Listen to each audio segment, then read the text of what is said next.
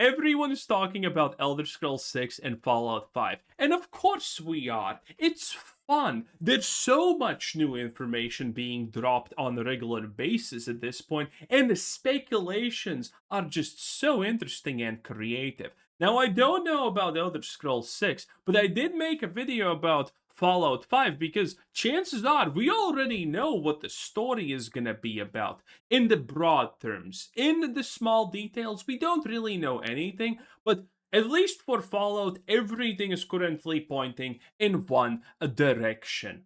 But while all of this is happening, let's not forget about the original sin. That's right. We can speculate body type A and body type B all we want at this point, but let's not forget Starfield still exists. Yes, technically it's unofficially dead, put on ice, and Bethesda said, well, Asha forced Todd to say, that's probably a better sentence, that Starfield's not gone. It's still there, right there in the corner, kind of dying, but it's still there. And we have some interesting Starfield news. Starfield is such an absolute mess at this point that even old Bethesda developers who worked on it are now airing their grievances about that they thought that the game's gonna be atrocious on release. And my god, Starfield was atrocious on release. We honestly don't even give it enough credit for how truly bad was it. Because, make no mistake, Starfield is the current reason why the mass opinion about the quality of Elder Scrolls 6 and Fallout 5 is that it's gonna be bad. Most people who follow what's happening with Bethesda because of Starfield's existence are currently, including myself, thinking that we are gonna be lucky if Elder Scrolls 6 is just really, really, really, really below average. You know, on the borderline of really shit, but not really shit, but not average, but below average still. Most people's opinions is unironically that we're gonna be lucky if this happens to Fallout and Elder Scrolls 6 because there's no other shot. The lore's corrupt, the developers are clueless, and everything's kind of bad.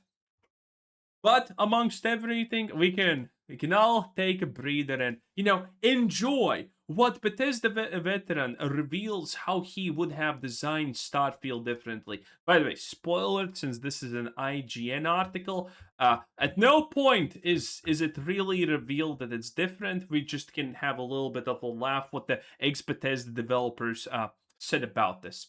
A former Bethesda developer who worked on Skyrim, Fallout 3, Fallout 4, and Fallout 76, Fallout 76, has outlined how he would have designed Starfield had he been in charge of the game, and it sounds very different.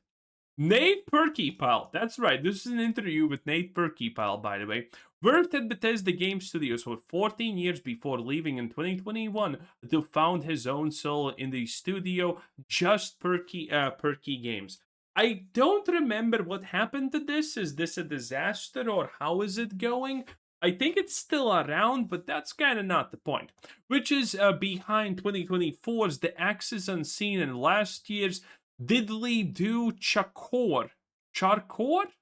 He was lead lights artist and senior world artist on Starfield before exiting the project and the studio over 2 years before the game came out. So, Nate Perkypile was the guy who made, Starfield effectively look like it does.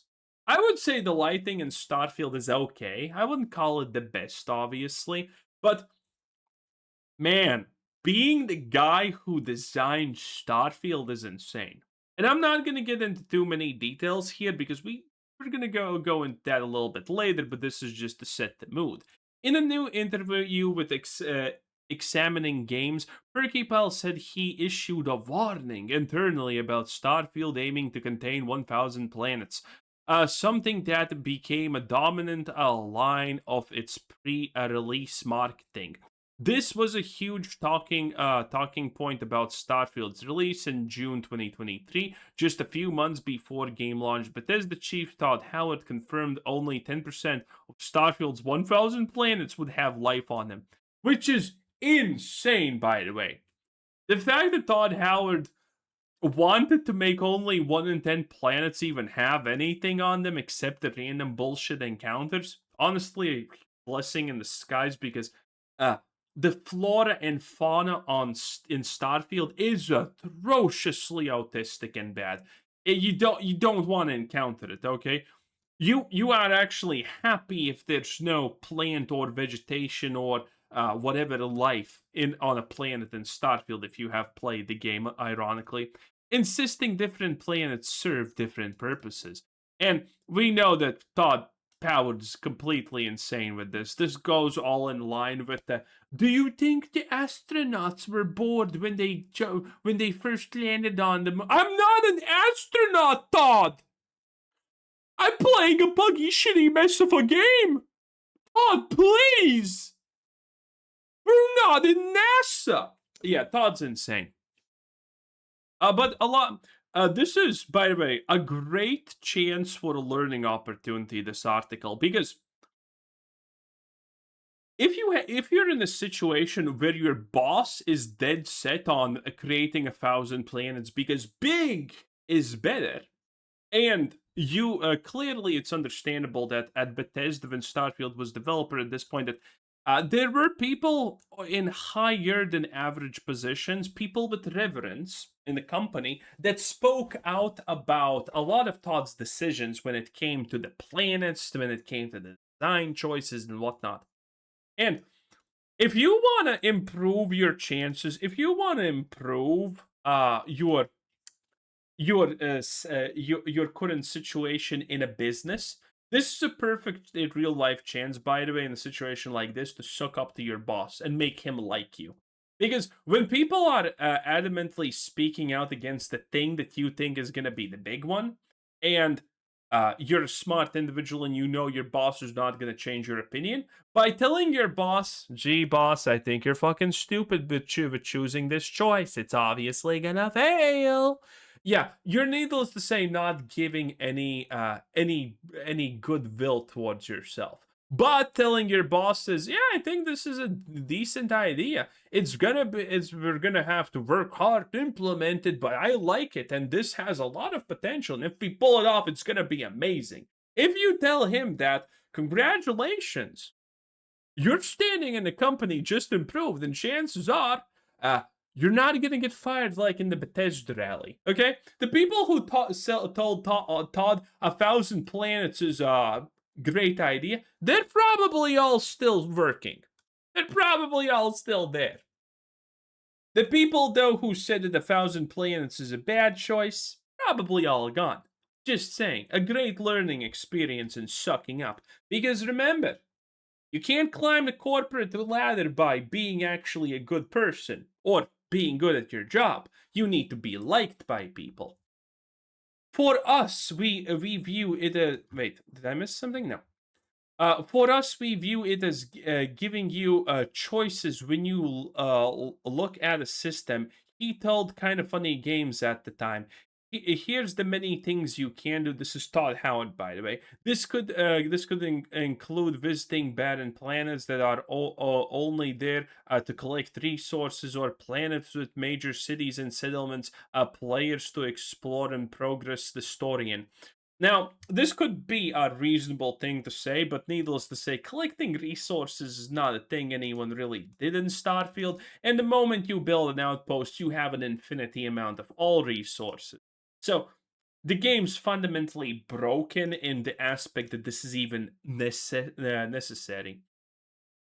Obviously, it's proposal, so there's no it's proposal, so there's no way we're going to go and handcraft an entire planet. How Howard continued. What we do is we craft individual locations, and some of those are placed specifically, like the main cities and other quest locations, and that we have a suite of them that are generated or placed when you land, dependent on the planet.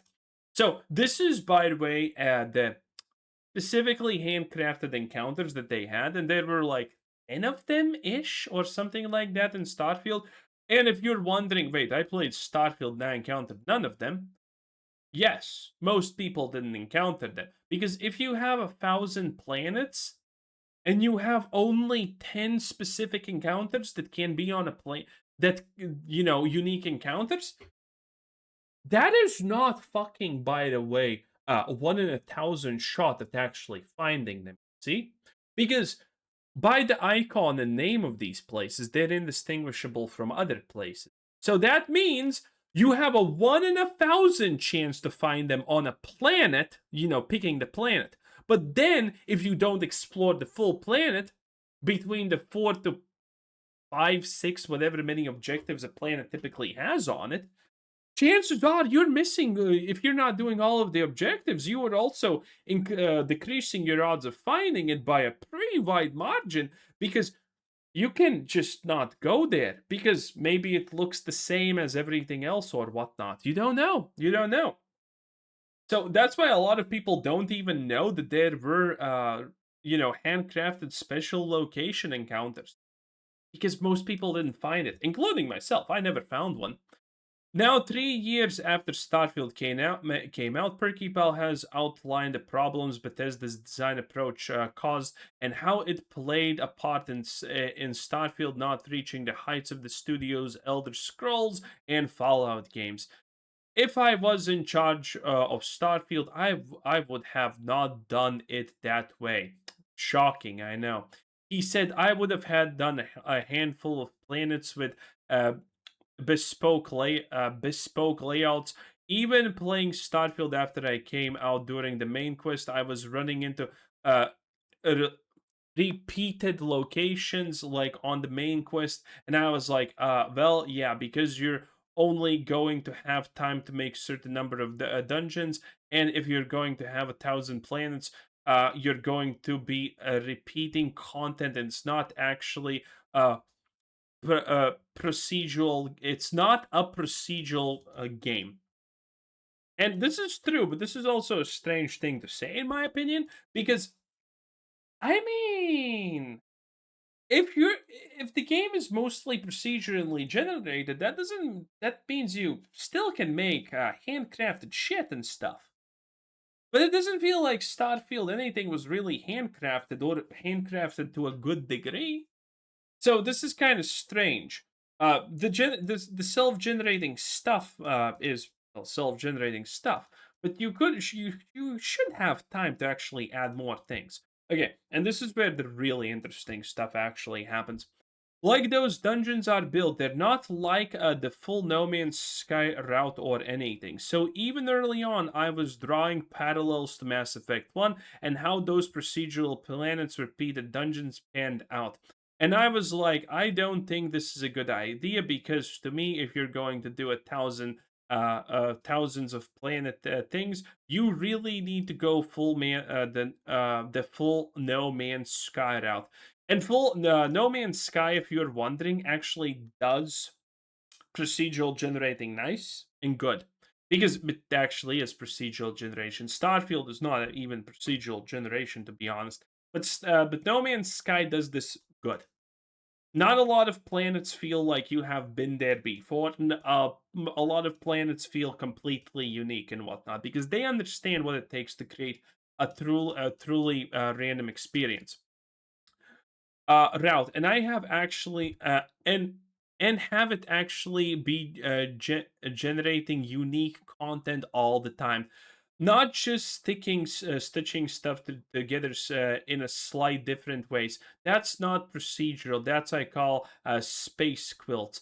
There is just chunks of things getting rearranged, and this is the reason why I wanted to make the video, because Starfield is a great example of a game that required someone to understand numbers, and that person failed to understand numbers. They knew how to do the formulas, but they didn't understand what numbers mean.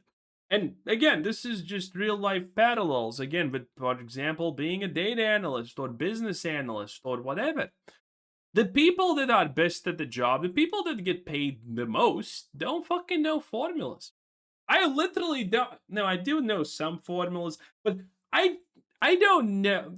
The amount of formulas I know, being a person with years of experience in business finance, is uh 100%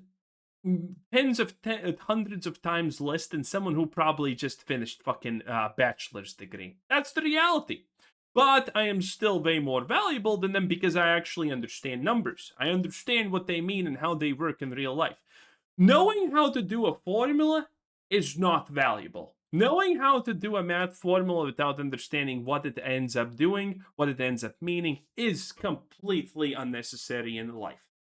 Well, it's necessary to a degree, but that's not how you make the big money. That's not how you get respect or anything. That's just being a pencil pusher and being forgotten. Maybe you're gonna get paid decently to do it in some situations, but you're never actually gonna move up from it. Because the best people, for example, in business finance, are the people who know how to do two things: understand numbers, and even that's actually, believe it or not, secondary. The main thing is convincing people that what you're saying is good, right, and should be listened to.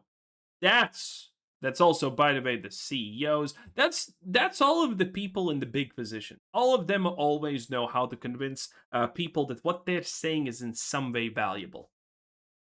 And in this case, the person who created the RNG generation of Starfield had no idea how numbers look. I can tell you the exact math that this person did, and Todd Howard looked at and did not understand and said, "This is great." Okay, so let's say you have 5 planet types. On these 5 planet types, you can have up to, between 1 and 5 different biomes. In these different biomes, you can maybe have 1 to 3 different special effects that are happening, or scenarios, or whatever. And in that, and also in that planet, you have another thing that's like, that has 1 to 5 different permutations, and then you have another and another and another. When you do the math, the amount of unique scenarios you have in this case is 5 planets times 3 different environments. That's 15. That's already 15 unique scenarios right there. Then you have 3 different biome types. That's 15 times 3. That's 45. Then you have another thing that goes into calculation. Let's say times 10. So you're already literally at this point at 150 plus unique permutations per possible planet. And you have 5 more of these to go. And at the end, when you do the math, you are left with the fact that you have 1,000 planets, and these 1,000 planets can be randomly generated to fit probably more than 50,000 unique scenarios. Now, if you don't understand numbers, this probably sounds amazing. This sounds like we just did way too much work, honestly. But the reality is you did way too little work. Because when you have like only of like 5 different subjects, like in Starfield, where there's a little bit of RNG possible, the reality is all the places feel the same. Because let's take an actual example how things look in Starfield, right? So you have a planet, and now you're rolling for RNG. Will it have grass on it? Will it be a desert? Will it be a moon? Or will it be whatever? Okay? So you just have 4 basic looking planets. That's it. That already feels the same. And now you're looking what you can have on these planets. So if it's an ice planet, for example, this is actually a real life Starfield example of how bad the RNG is. The planet rolls, will it have a unique spectacles in it? Like a giant crater, for example, if you're a moon. Or if you're an ice planet, maybe a glacier or something like that. And, well, it rolls that it has a glacier, okay? It rolls that it has something special, unique on it. But it's rolling that special, unique thing just for an ice planet, and there's like only 2 options of what these special, unique things can be. So every time that you find an ice planet, which is a 1 in a 4 chance, by the way, or 1 in 5, you get the point. You're gonna encounter it very soon, and playing in 3 hours of gameplay. So every single time you encounter an ice planet, if you're gonna encounter some a unique RNG structure on it, it's probably gonna be one of those two things, and it's gonna look the same. With all these permutations, don't change the world; they just add something in it. So that means you are already. So that means these 50,000 different type of unique planets that can be generated mean nothing. And this is what happens when you hire someone who can do the fucking math, but doesn't understand the numbers. And this is what happens. And this is why people are saying that Starfield feels the same. And when you have been in 2 buildings, you have been in all of them, which is true. Again, this is literally my experience personally. Porcupile was then asked if he thought the ambition of Starfield's design simply fell short, or if it was always going to fail. I mean, I guess they thought that the world works, he replied, and it's not that I think the game is bad. You should think the game is bad because the game is bad. I just don't think it's great. Lamau. And I think that's a big part of that. But I don't think the goal ever was to go full procedural, which is strange considering that's kind of what they did and kind of what Todd wanted to a degree. So that was never the approach, and so I guess it's like a fundamental disappointment that probably Todd and other people think that works and could be a way to make a game like that. And I strongly disagree. I think a lot of what makes the Bethesda game special and the way that those landmarks are laid out, and getting surprised is not having a is not having repeated content and having a lot of intention on what were things are and why. What were things are and why. Interesting. But we know that this fundamentally failed. They tried and they made Shattered Space after Starfield, where they literally just had one planet, Varun Prime, and it was shit. It was a complete massive disappointment. Bethesda handcrafted a full fucking planet with multiple locations, multiple dungeons, multiple this, multiple that, and it sucked. People hated it. People wanted the fucking random RNG generated slop pack. Believe it or not, that was a real thing. Yeah, it was bad because you go to the major. Okay, this is the last one. Because you go to the major city in Starfield and it's huge, but then the outside of the city there's nothing, he continued. And it's like this doesn't even make sense as a world. True. But it's just like, oh, we didn't have time to do more stuff obviously because it's spent on other planets and can only have this much time. So it's just this city. So it's inherent from an environmental standpoint to me. How poorly Starfield cities are designed honestly should be actually studied. I never really spoke about this, but reading this article previously, I got to think about how actually poorly designed the cities in Starfield felt. All of the cities, by the way, feel small. There's not a single city that feels big. Neon feels like a small fucking corridor. By the way, it is literally a small corridor with nothing inside. And everything except the first city where you go and lodge is, the Starfield or whatever they're called, lodge. That place is big. Okay, I'm not saying big as in big, but it's bigger. Okay, and it's one of the most poorly designed places I have ever seen in gaming, honestly, because the way that it's big is so inhuman, so absolutely disgusting. I honestly feel bad in that city, and now because of this article, I recently just understood why. Because it's big where it shouldn't be, but small where it should be big.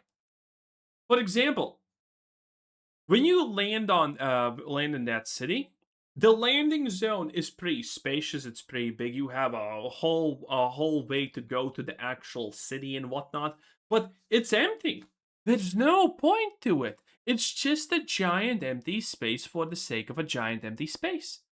Then you have like a park place that's also as big as that and it has nothing in it. All the big spaces just feel empty, devoid of anything that anyone would expect to see in them and whatnot. It just feels really bad, honestly.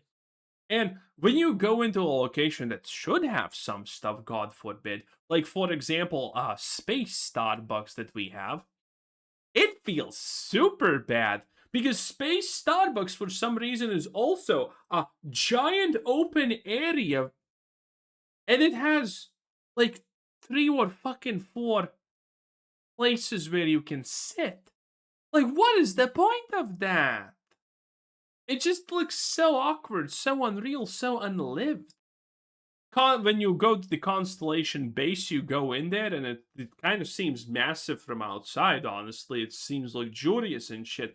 But when you go in, it looks like some developer watched the Rothschilds YouTube channel where they're showing one of their fucking 5x5 small rooms that has more valuable stuff than 100 million with fucking historical relics in it and no one cares.